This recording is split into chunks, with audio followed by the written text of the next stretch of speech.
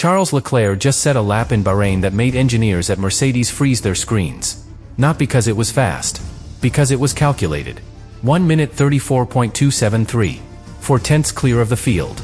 And nearly 200 meters gained on the straight before Red Bull even reached peak speed.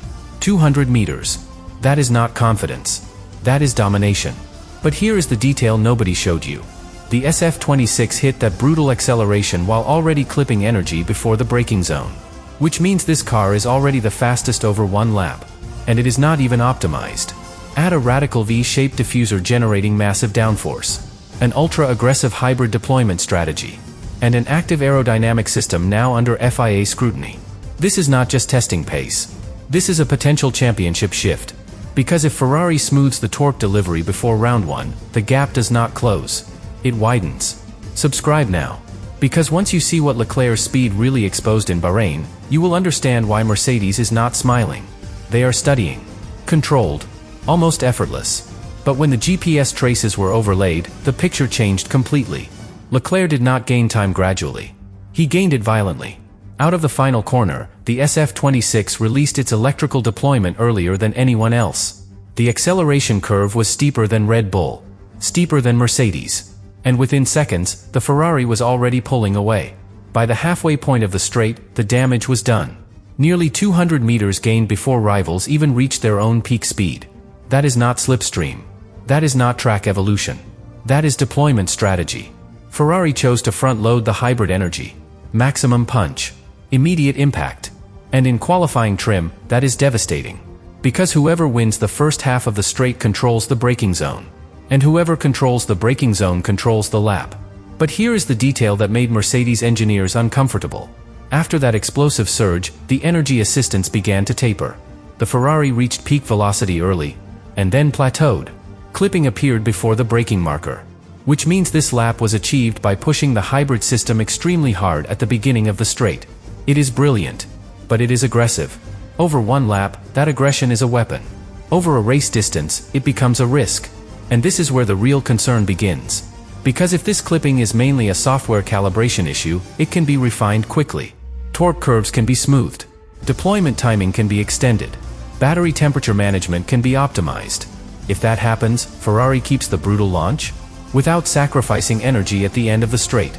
That combination would be devastating. So block 1 is clear. Leclerc's shocking speed was not random. It was engineered. And it revealed a car operating right at the edge of performance, with room still left to grow.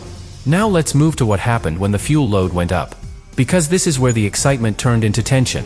Lewis Hamilton took over the car in the afternoon. Different program. Long runs. Hotter track conditions. And the data began to tell a more complicated story. The raw acceleration was still there. Out of slower corners, the car hit hard. The electrical torque arrived instantly. Almost too instantly. The rear tires had to absorb that surge of power every single lap. And then, halfway down the straight, something changed. The push faded earlier than expected. Strong. Then suddenly flat. That is energy clipping. And in race trim, that matters. Because drivers build rhythm around consistent references. Braking markers. Throttle response. Energy deployment. When those references shift mid-straight, confidence drops. Hamilton reportedly compared the sensation to running out of battery too early. Not a failure. Not a breakdown. An efficiency limitation. The hybrid system is being pushed aggressively to create that brutal Sector 1 advantage. But that aggression drains energy quickly.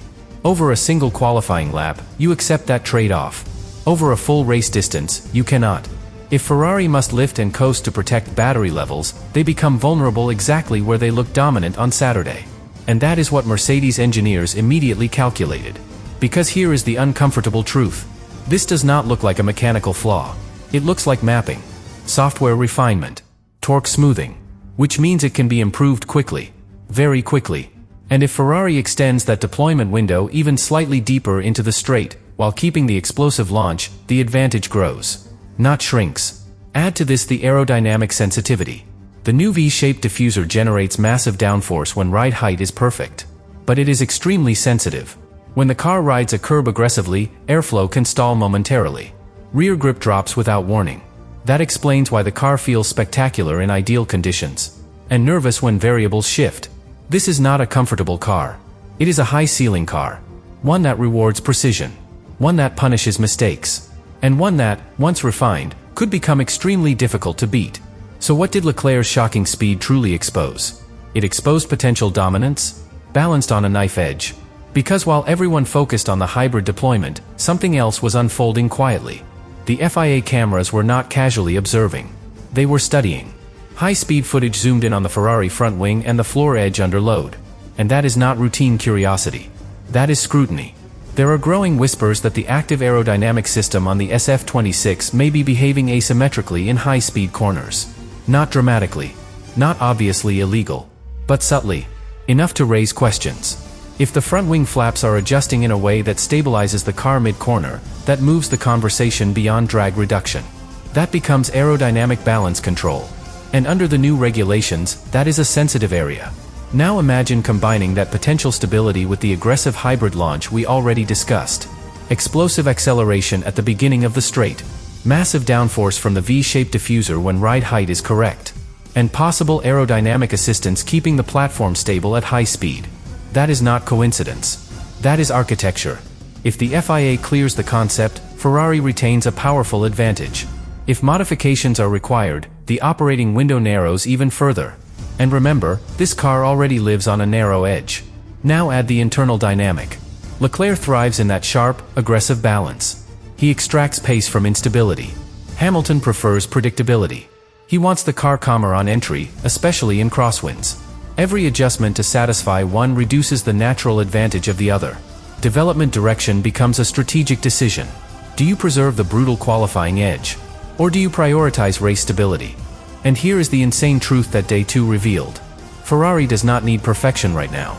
They only need to prove the ceiling is higher than anyone else's. And based on what we saw in Bahrain, the ceiling of the SF-26 looks extremely high. The weaknesses: energy clipping, torque sharpness, aero sensitivity, they appear solvable. The raw pace, the traction, the aggressive deployment, those are much harder to create. That is why Mercedes is not dismissing Leclerc's lap. That is why the FIA is watching closely. Because a car that is already this fast, and still unfinished, is not just impressive.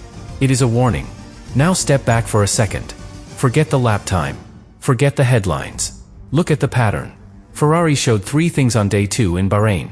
Explosive straight-line deployment, massive downforce potential from the V-shaped diffuser, and exceptional low-speed traction through that integrated S-duct airflow system. Those are not random strengths. They are pillars. But pillars only hold if the structure around them is stable. Right now, the structure is intense. Aggressive hybrid mapping. A narrow aerodynamic operating window. A platform that rewards precision but punishes deviation. And two world-class drivers extracting speed in completely different ways. Leclerc dominates heavy braking and traction zones. Hamilton looks more comfortable through the flowing middle sector. The car has potential everywhere. But no one has combined it all in one perfect race simulation yet. That is the missing piece. And that is why Day 3 becomes critical.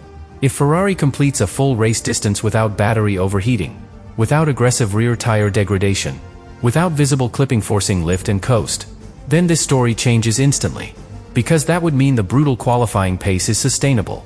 And sustainable speed wins championships. But if the clipping persists, if torque remains too sharp, if wind sensitivity continues to unsettle the rear platform, then the SF-26 risks becoming something else.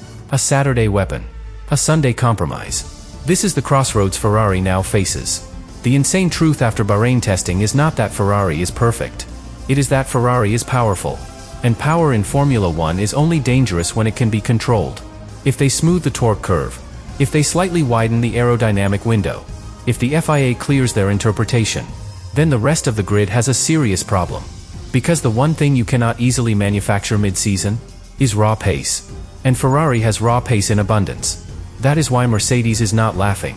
That is why engineers are studying the GPS overlays late into the night.